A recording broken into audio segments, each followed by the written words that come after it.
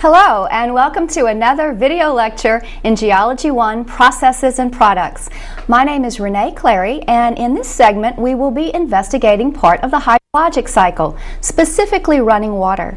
Running water is the most effective geological agent on the planet today, and it has greatly modified the Earth's surface in the past. It fits in quite well with our main theme of uniformitarianism and the processes that have modified the Earth's surface. Let's investigate further.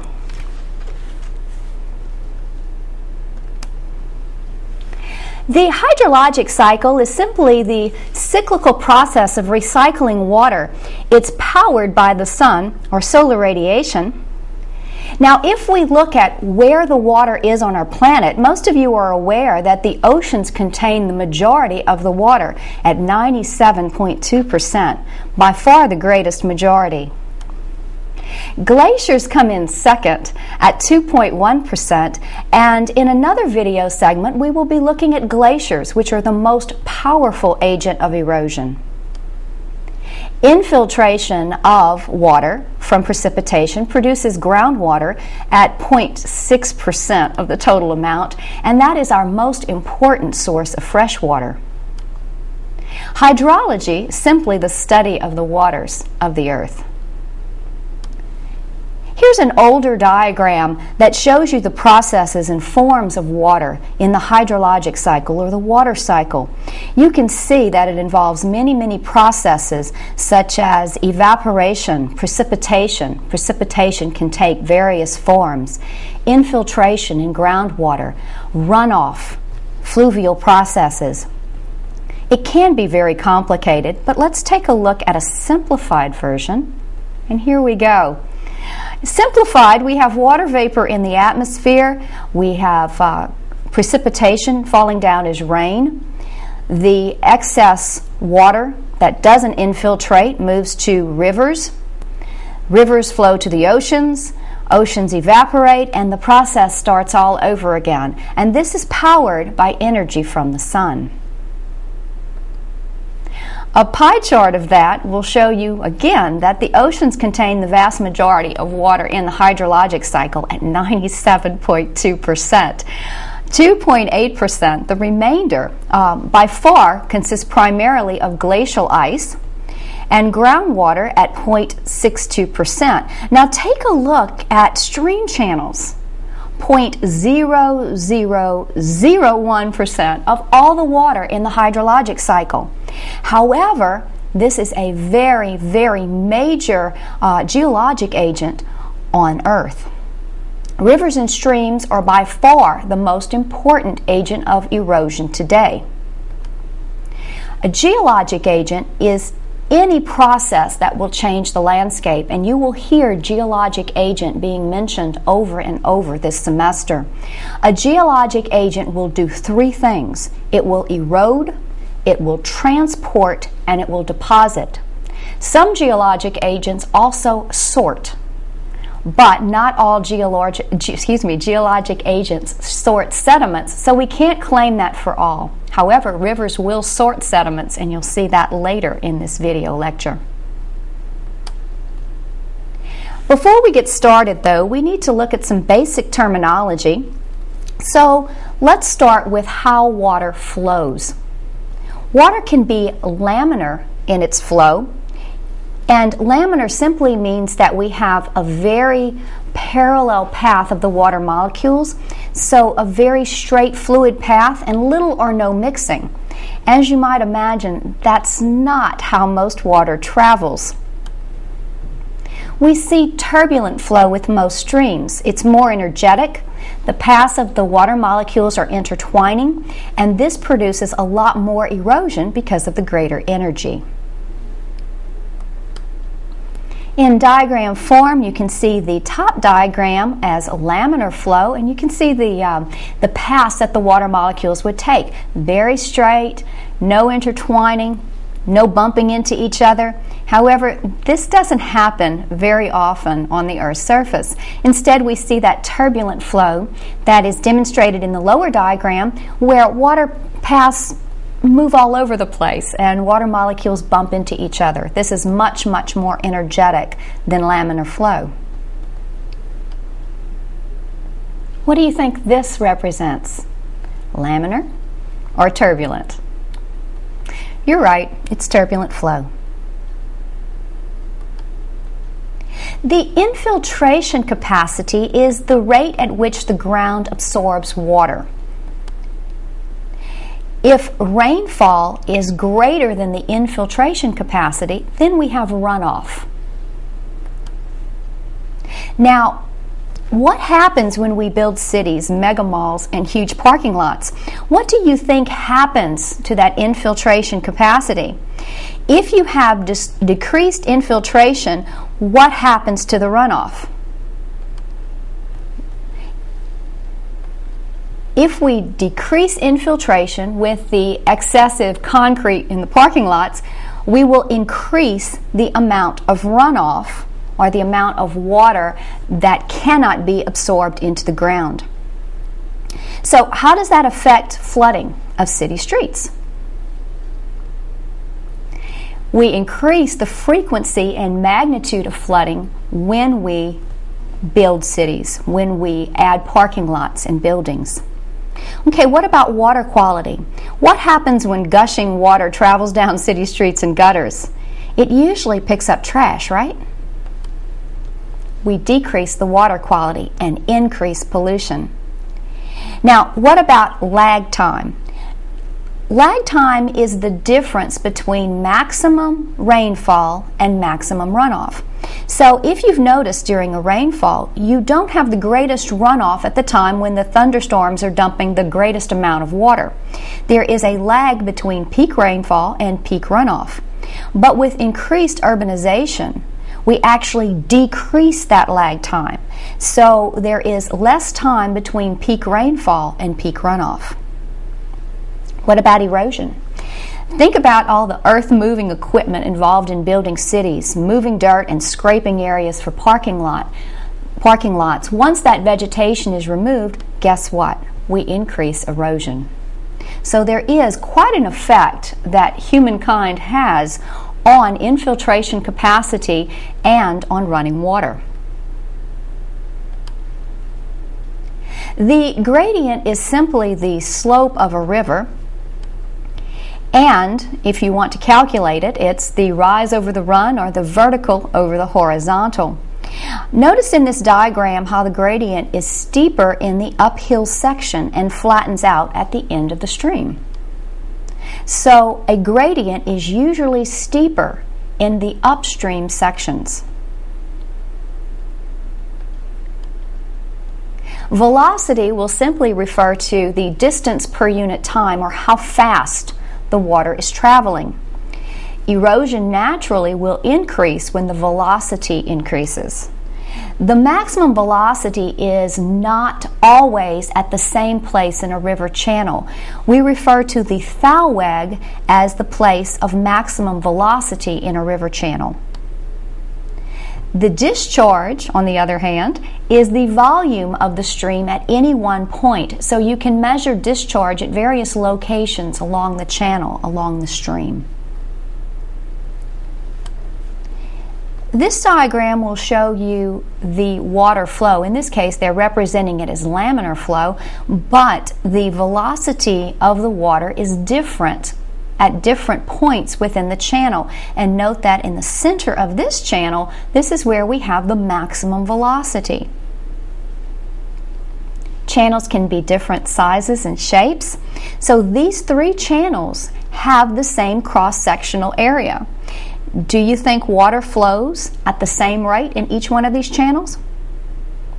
Actually, the semicircular channel at the end, on the far right, has less friction, so it will have faster flow if all other things are equal. Here is an older diagram, and note where the maximum velocity is in these channels. It's not in the center of all channels. Down at the lower left, you see maximum velocity in the center top, but in the upper right-hand diagram, you see that maximum velocity, the thalweg, is displaced now toward that right-hand bank. So where there is maximum velocity, we should expect maximum erosion. Now, geologic agents all erode, transport, and deposit. And over the next few minutes, we'll look at each of these in detail with running water. If we look at erosion, running water will erode by hydrologic action, abrasion, and by solution or dissolving different minerals and ions as it passes. Water possesses two kinds of energy. Potential energy is simply the energy of position, and kinetic energy is the energy of motion. So turbulent flow has more kinetic energy and produces more erosion. Here are some potholes in the upper left photo and some very rounded stones that were polished by water action were found within potholes. So you can see that water does a very effective job of abrasion. Actually, the greater the transportation, the greater the erosion by water, the more rounded the particle will be. We looked at that in the sedimentary rock chapter. A stream or running water can transport in several ways. Transportation simply, and the stream load simply refers to the movement of sediment by the stream. There are three types that we're going to mention. The dissolved load is the total amount of dissolved atoms, ions, molecules that are in the stream. For example, phosphate ions, calcium ions, chloride, sodium can all be carried in the stream. Think of Kool-Aid. If you take Kool-Aid powder and add water to it, the molecules and ions go into solution. So this is a dissolved load in the water. TDS is a term you might encounter in some technical reports that refers to the total dissolved solids that water is carrying at that particular time. On the other hand, you have some particles that don't go into solution but can be carried in suspension. These are very small particles, such as clays, which can be suspended in the water column. The heavier stuff is bedload. Bedload are those particles that are too heavy for the water to lift. So instead, they are dragged, rolled, or bounce along the bottom of the channel. When we have these individual particles that are bouncing, we call this process saltation. Let's look at that in diagram form. Here we have a stream current. What kind of flow do you think we see here? The water molecules are not traveling in nice straight paths, so this would be turbulent flow. Note that solution is noted in the left middle of that diagram, and that would be anything that's dissolved in the water. Suspended load, the very fine clays that are carried within the water column that don't settle out unless the energy is minimized, and then the particles slowly settle out. But down at the bottom you have these heavier rocks that are carried along as bedload. They slide, they roll, and in saltation what we see is that here we have water hitting a particle at just the right angle, and it moves up into the water column and then comes back down. So over time it will move slowly down the stream channel.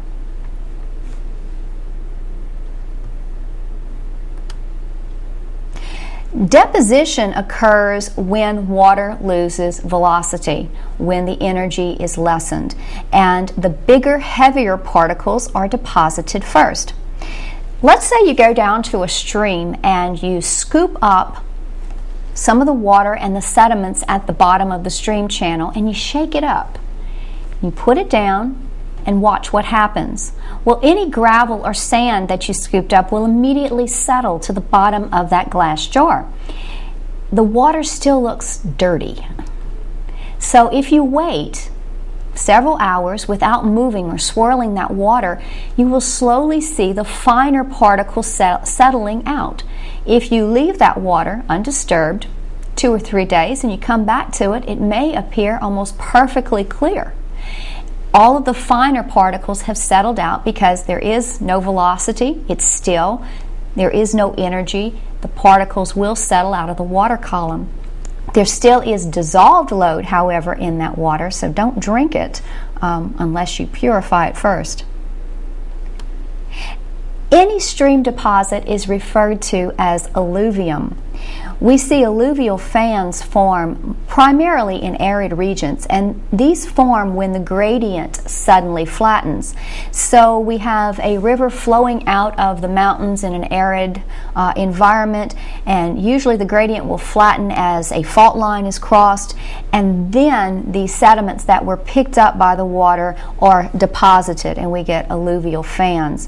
Again, these are more prevalent in arid climates with little vegetation, and with later rain events or later water flow, we see mud flows common in these areas.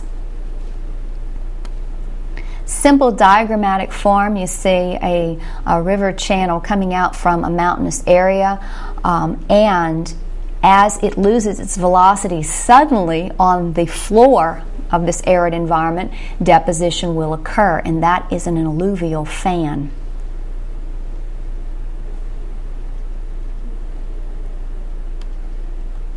Here we have a picture of alluvial fans forming at the base of mountains. When streams don't carry water all the time, they are referred to as ephemeral streams.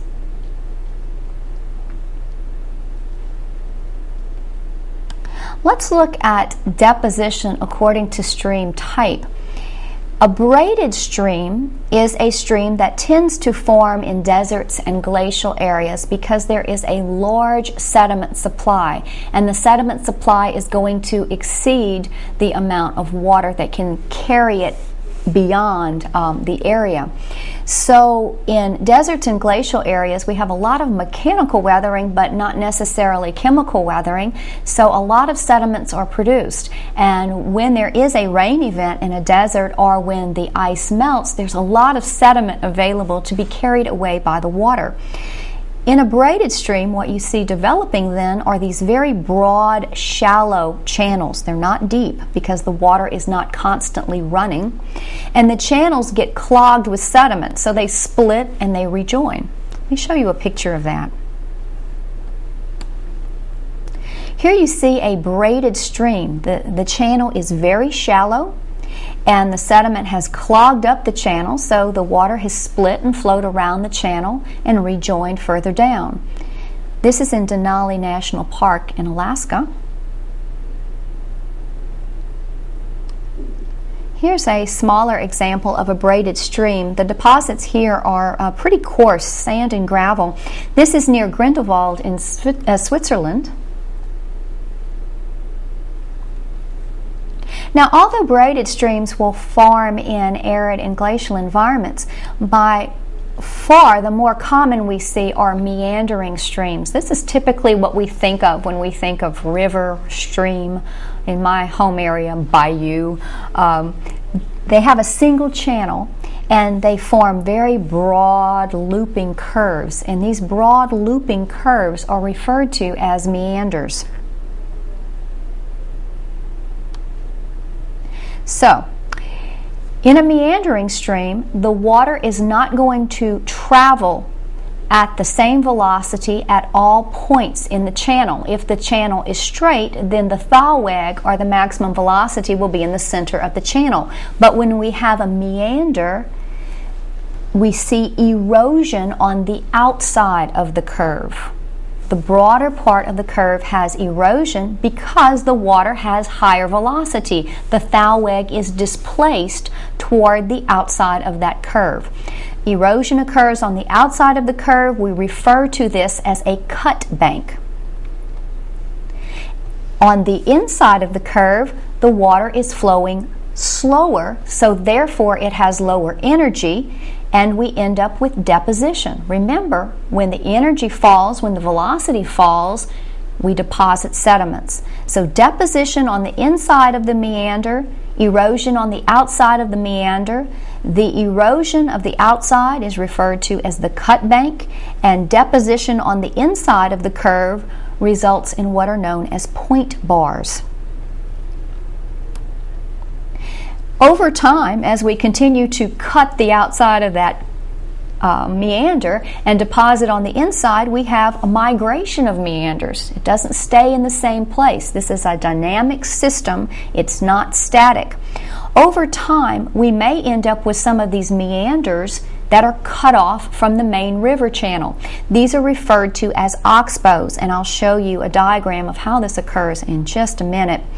Now, because people live along streams and rivers and bayous, they don't necessarily want to lose land, and they want the river to stay in the same place. The river, of course, is a dynamic system, and it moves across a floodplain. It does not tend to be confined to one area. So in order for people to be satisfied with their property, the U.S. Army Corps of Engineers actually maintains the existing meanders artificially in most river streams.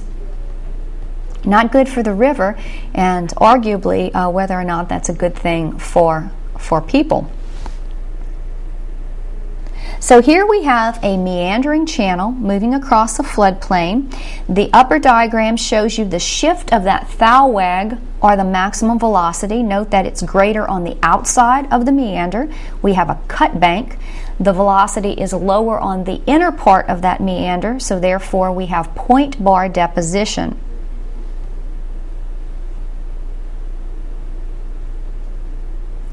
And here we have Otter Creek in Yellowstone National Park, Wyoming. The water is moving faster on the outside of a meander, therefore we get a cut bank. Look at the inside of the meanders, you will see point bar deposition.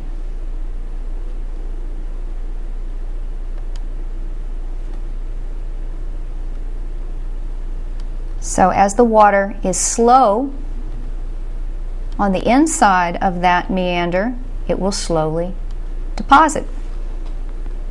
This is a point bar in the middle fork of the San Joaquin River. This is actually near Devil's Postpile National Monument in California.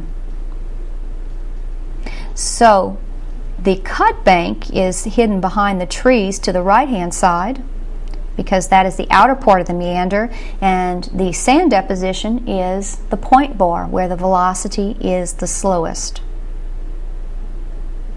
How do those oxbows form? Okay, here we have a diagram demonstrating the formation of an oxbow. Note what happens in the upper left-hand diagram. We have maximum erosion, the thowag, at the outer part of the meander, so we continue to erode, and deposition on the inner part of the meander. So then move to the upper right-hand diagram, and you see that because of erosion, that meander is becoming closer and closer with less land to separate it. In a flooding event, the water will jump across the remaining land and basically cut off that meander. So silting in, because the thowag will move to the middle of the channel and deposition will occur in the slower areas. So we get deposition, and the channel is abandoned now. Over time we see the formation of an oxbow lake. It was a former meander of a river that has now been cut off. So again, we have faster water at the cut bank, so therefore we are going to jump across that neck. Erosion across the neck will eventually isolate that meander, and we'll get an oxbow.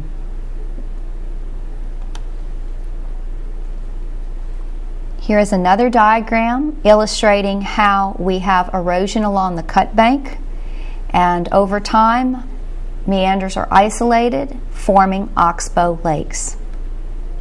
As they silt in over time, they tend to show up as scars, meander scars on the landscape. Okay, this is an aerial view of the Red River in Minnesota.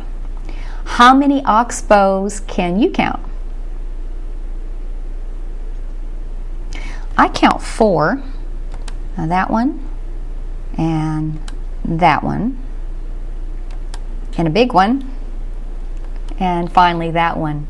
And you can see at the bottom lower left, cut off in this photograph, it looks like we're going to get another one pretty soon.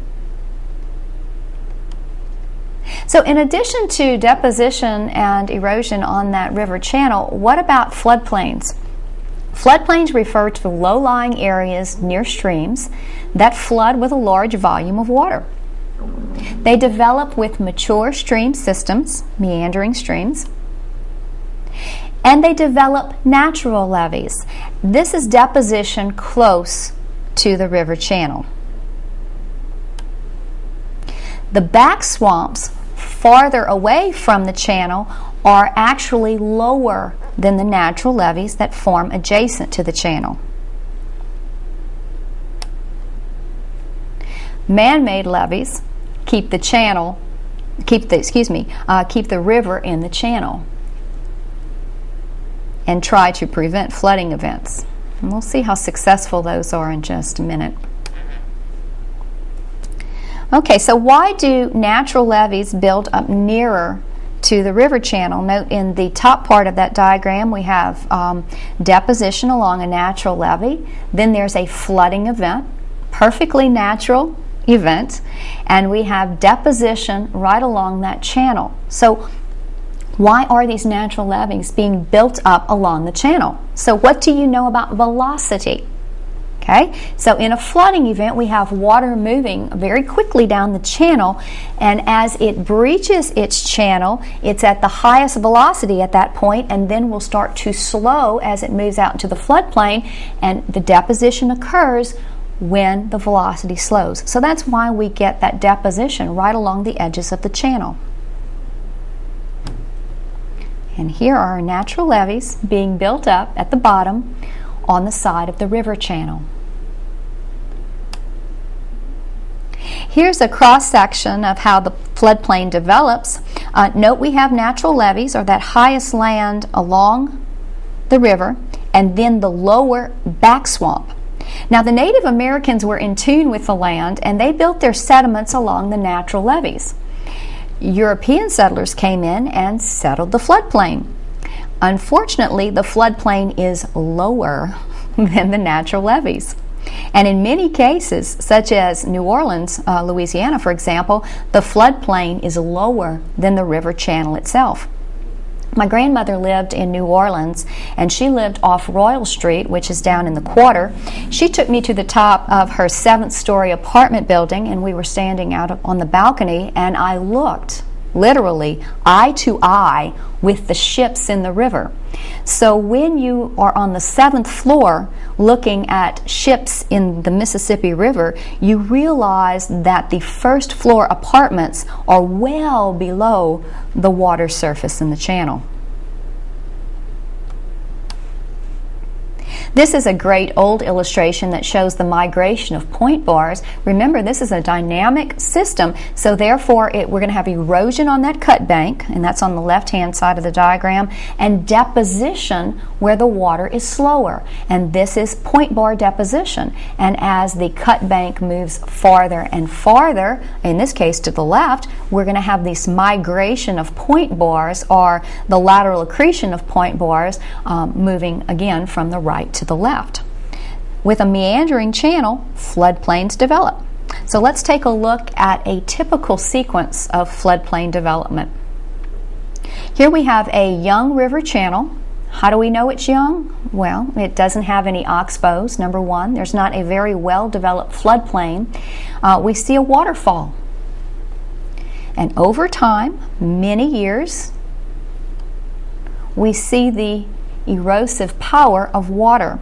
So we have a switching river now, this meandering river that's carving out a floodplain. How did it carve that out? Well, the water is responsible for removing sediments directly above the channel, and mass wasting takes care of all the rest. So over time, here we have a mature floodplain. You have evidence of old meanders in the form of oxbow lakes. It's a much broader floodplain at this stage, so we could call this old age. Now, sometimes the sea level will rise and fall, and we end up with stream terraces with a drop in mean sea level. Stream terraces are the erosional remnants of former higher floodplains.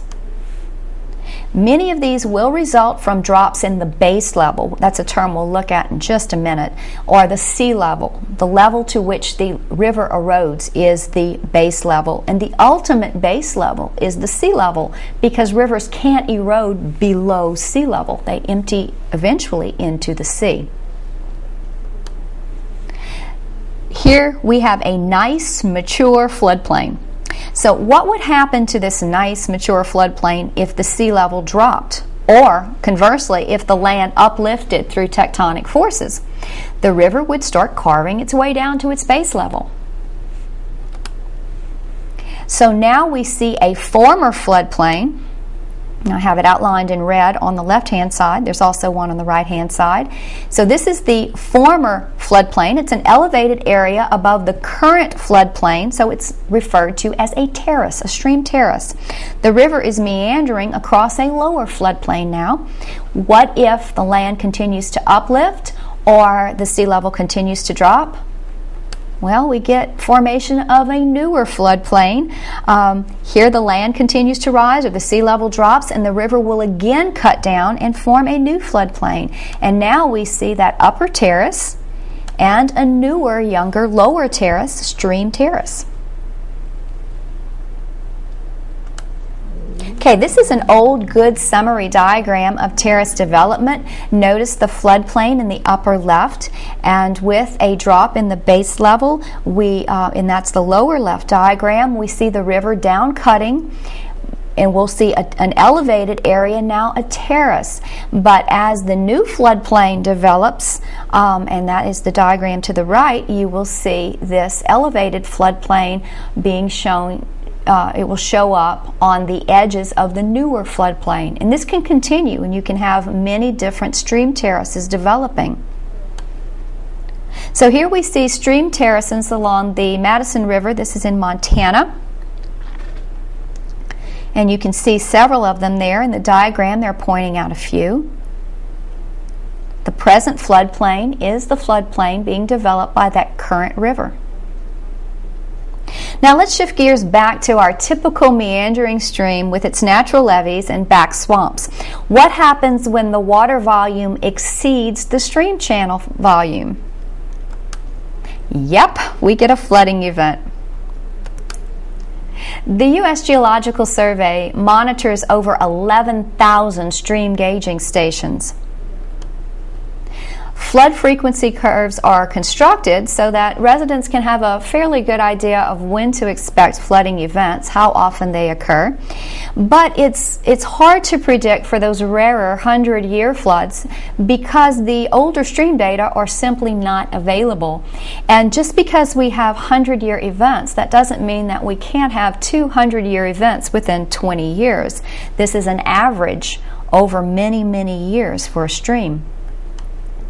Here's a flood frequency curve for the Rio Grande near Lobatos, Colorado, and you can see as you move to the upper right-hand part of that graph that there are fewer and fewer events of the massive discharge. These are the less frequently occurring floods, but we don't have enough data to simply pinpoint how often they occur and perhaps how great the magnitudes have been in the past. You can see toward the intersection of the X and Y axes that we have more and more dots. So these low volume floods are much more frequent than the huge 100-year, 500-year floods that we refer to. The flood of 1993 was a massive one and very well noted in geological textbooks. It resulted in 50 deaths and left over 70,000 people homeless. Missouri and Iowa were the states hardest hit, and it was precipitated by heavier rains in June and July. We had higher runoff than usual. So the upper photos here show, this is Missouri on July 16th, 1993, and the Mississippi River eventually breached the levees near Davenport, Iowa, right there. There's a breach in the levee. In all, however, about 800 levees failed or were overtopped. again, flooding is a natural process, and we try to control a river, but when you build an artificial levee, you tend to result in actual faster flow. You increase the velocity in the river channel, and that increases the erosion. You also, if there is no place for those sediments to go in flooding events, they tend to get deposited at the channel, in the base of the channel, so the water level rises and you have to dredge the channel or build higher levees. So flooding is a natural process, and floodwaters typically carry and deposit fertile sediments in the back floodplains. That's hard to remember, though, if you're living in a floodplain and you have the threat of these very massive waters overtopping levees and destroying your home. Typically in a stream channel, if we go back to a typical stream channel, we're going to look at tendencies from headwater, where the river originates, to the mouth, the delta, the end of the river, and see what typically happens. Now, the width of a channel will increase, and that makes sense because, after all, we're adding more and more water to a stream channel as it moves from its headwaters to its mouth, so the channel width increases.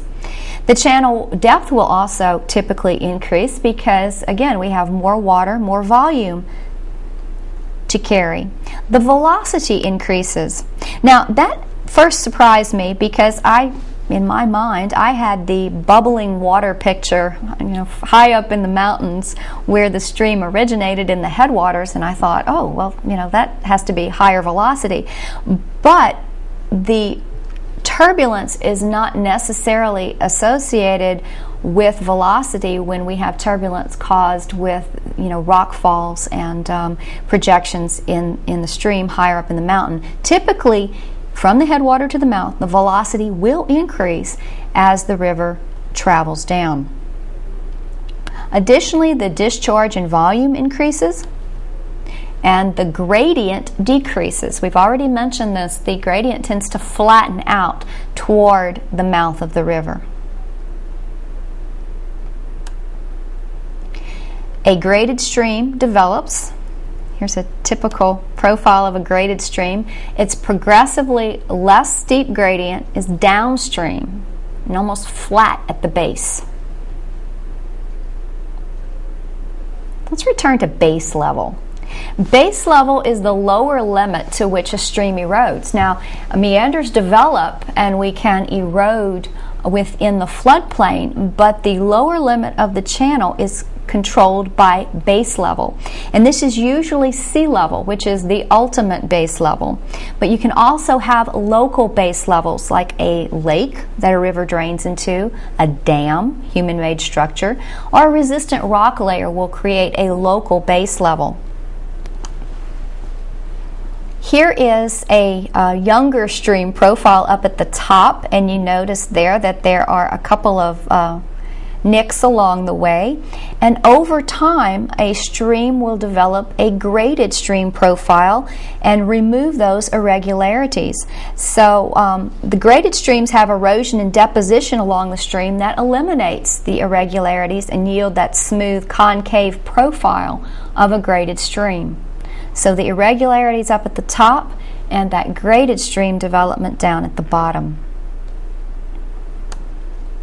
This is Cumberland Falls on the Big South Fork River, Cumberland Falls State Park, Kentucky.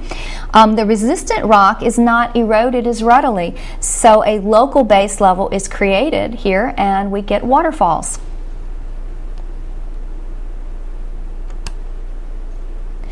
Here, the Autrain River empties into Lake Superior. So Lake Superior would be the local base level for the river, but the ultimate base level would be the sea. What happens when we build dams? Okay. If the lake in this diagram did not provide a local base level, what would happen? So the river in this diagram is coming from the headwaters are up onto the right side of the diagram. It's flowing into a lake, and then it exits the lake and flows down to the ultimate base level, which is the sea. So a lake and also dams create these local base levels. If they do not exist, we see a graded profile of a stream developing. So these nick points created by lakes, or again, they can be created by dams, and resistant rock layers keep that graded profile from developing. Dams change the base level of a stream. Now, dams have good aspects. They control flooding, and they provide water supply for irrigation, agriculture, as well as a water supply for drinking water. They generate electricity. But what happens when a dam is in place? Well, we end up with some negative effects as well. The river suddenly slows as it moves into the lake, so we get deposition. As that river comes into the lake, those sediments are not carried out past the lake anymore because there's a dam in the way. There's also erosion behind the dam. Remember that water is encountering the structure, and therefore the energy of the water is basically up against that dam. So the engineers are constantly monitoring for erosion behind the dam. No dam is a permanent structure. We end up with loss of soil fertility, and there's a famous story with the Aswan Dam in Egypt. Egypt was noted for famous flooding of the Nile River, which provided sediments and increased soil fertility for the farmers. But in order to provide reservoirs and to control that flooding, a dam was built, and guess what? The farmers now have to use artificial fertilizers in order to grow crops because the sediments, the topsoil, is no longer deposited annually with the annual floods. And we also have delta erosion. If a dam is trapping the sediments and the sediments are not being transported down the river, not only are those sediments not feeding that basin, the floodplain, but also these sediments are not making their way down to the delta, and therefore the delta will slowly erode. Change in organisms as well, and this is not something we often think about, but if we have fish and other organisms that are used to a fast-moving stream, and all of a sudden there's a dam in the way, they move from a water-moving environment to a more still environment in a lake. And organisms have two choices, not conscious choices, but they either adapt or they die. And the same thing with the organisms downstream. There is a lot of debate for the Mekong River Delta right now because it is largely undeveloped, but more than 70% of the fish species in Lake Tonle Sap that form the majority of protein, I think the number was over 80% for the people in Cambodia, the majority of these fish are considered long-range migratory fish. So what happens when you put dams in the way? Well, basically your fish species, your migratory fish species, are going to be affected, severely affected. Organisms on the downside of the dam as well have to deal with changes in conditions because no longer do you have that sediment supply, no longer do you have the nutrients coming down as before, so the entire ecosystem is going to change before the dam and after the dam.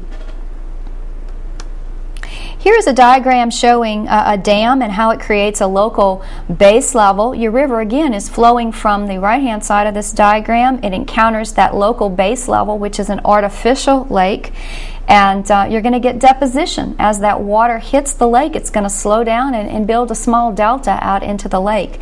Also, the water behind the dam is going to be eroding behind that structure, so the engineers have to be careful with that.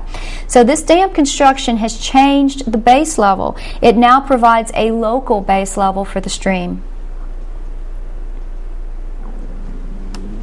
Okay, let's shift again to the end of the stream, and we're going to look at deltas. Deltas simply refer to deposition of sediment at the mouth of a river.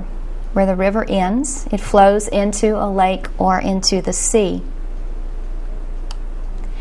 We end up with a very specific and characteristic type of sedimentation at deltas. We see a top set a foreset and a bottom set sequence developing as the sediments are deposited. The delta will prograde, meaning that it will build out from land into the open water.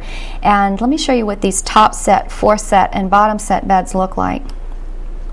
Here we have a characteristic vertical sequence where we have bottom set beds, and let me show you where those are down here, that little red line in the lower right corner. See the bottom set beds? They're going to be overlain by the foreset and the top set beds.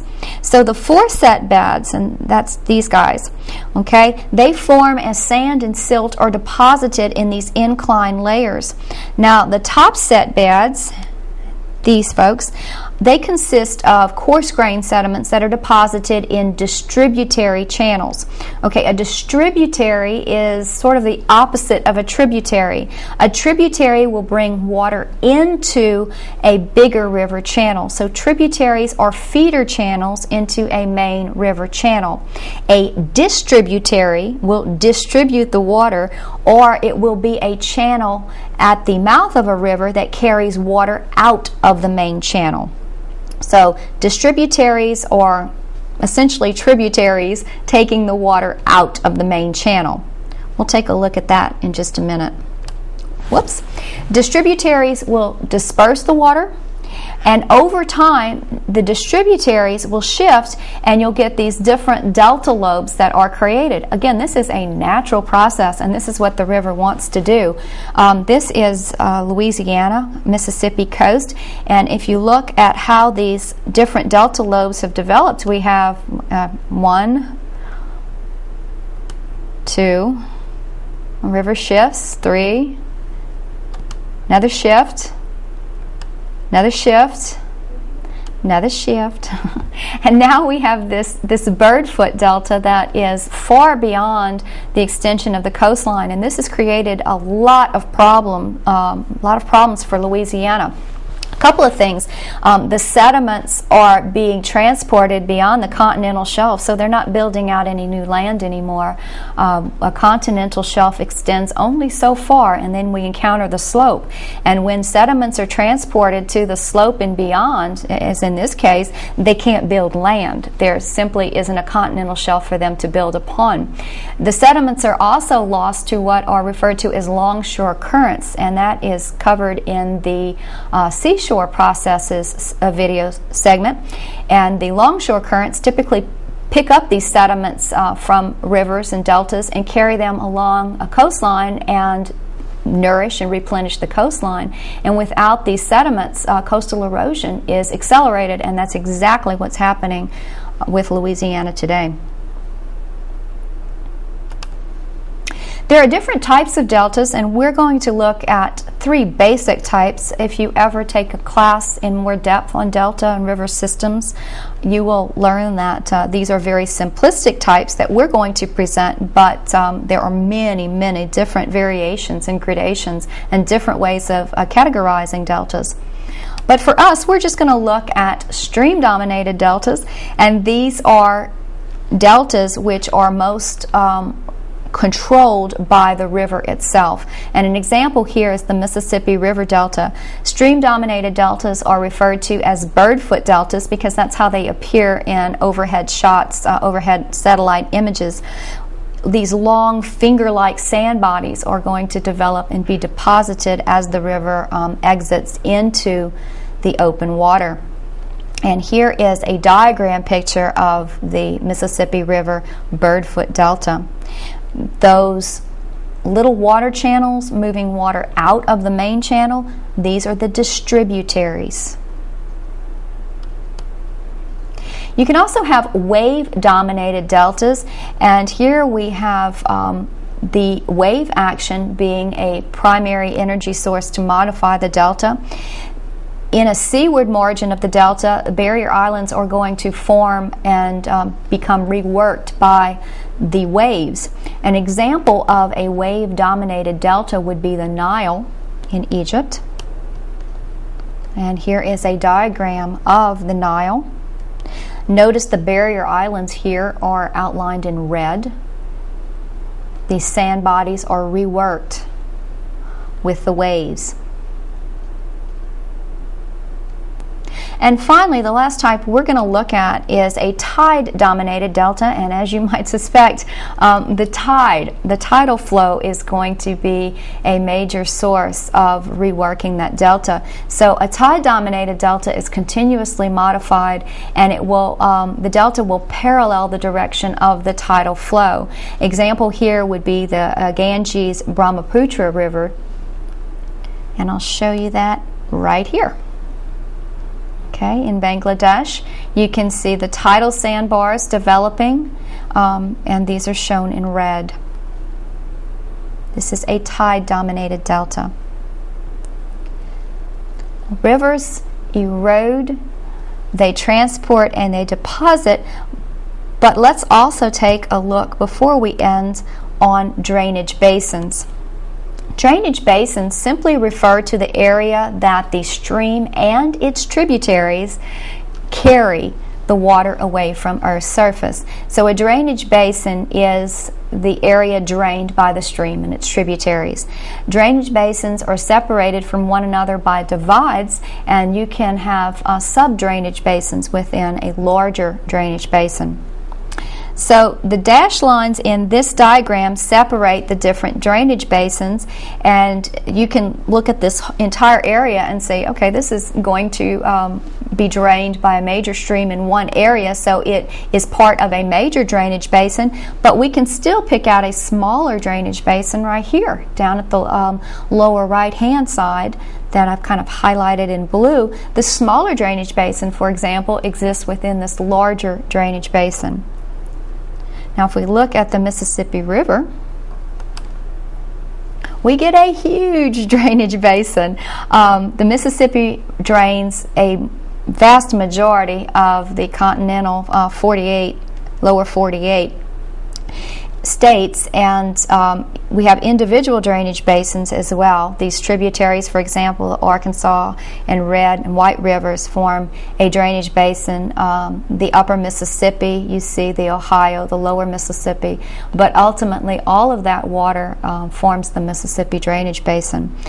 So that's why it's called the mighty Mississippi. The Mississippi drains an incredible amount of land in the United States.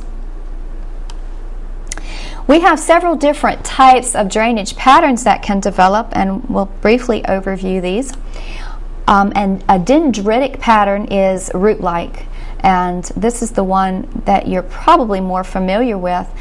Dendritic patterns result when you have homogeneous material that erodes. So therefore, one area is not more resistant to another, and you get this very root-like pattern emerging. And I'll show you diagrams of each of these in just a minute. A rectangular drainage pattern develops when you have faults, underlying faults, and it's a structural system that is controlled by the geology of the rocks and the joints that have developed in the rocks. So you see right angles in the drainage system. Again, I'll show you this one in just a minute. A trellis pattern develops when you have alternating resistivity of rocks. You have more erodible rocks in the valleys, and you have the more resistant rocks forming hills. So therefore, a trellis pattern will develop, and you see parallel stream systems. A radial pattern develops when we have a topographic high, a center high, and it's basically central drainage. So let's take a look at the diagrammatic representations of each of these. This is dendritic, looks kind of like a tree root. And again, this is homogeneous material. Look at the cross section, and you note that it looks like there's a shale exposed at the surface, covered with vegetation, but it's exposed at the surface, so it's the same layer that's being eroded throughout. So a dendritic drainage pattern would result.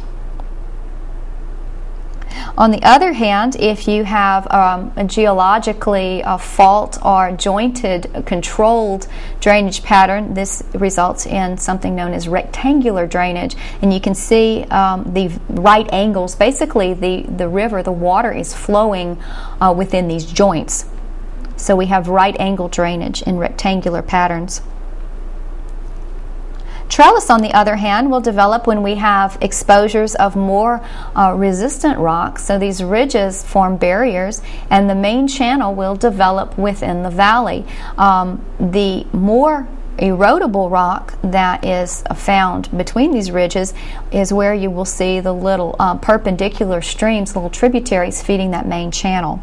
It does look like a trellis pattern, so it's referred to as trellis drainage. And radial, as you might suspect, is exactly what it sounds like. Here we have a topographic high, and the water moves down from the topographic high, and it sort of looks like spokes of a wheel. And there's one other I'll show you. This is deranged. It's an actual term.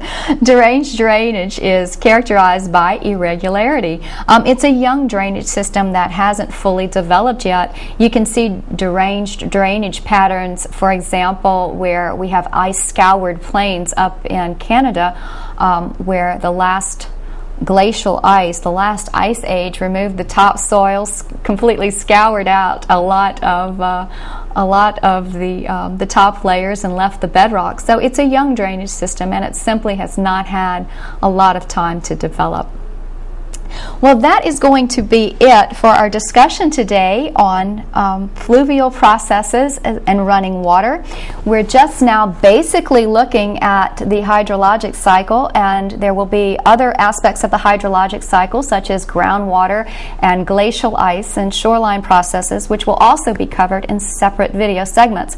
This was only an overview. We only sort of skim the content. So if you have any questions, please feel free to post them on your discussion boards or email your instructor.